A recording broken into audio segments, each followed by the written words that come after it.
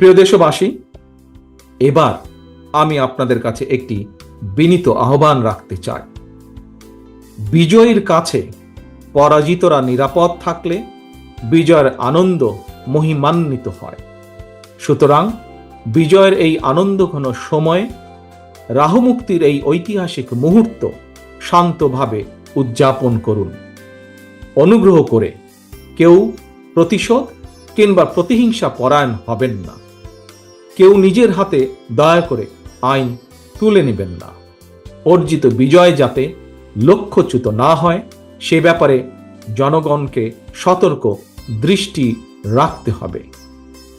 52, 71 কিংবা 90 মতন ছাত্র জনতা আবারও একটি বিজয়ের ইতিহাস রচনা করেছে।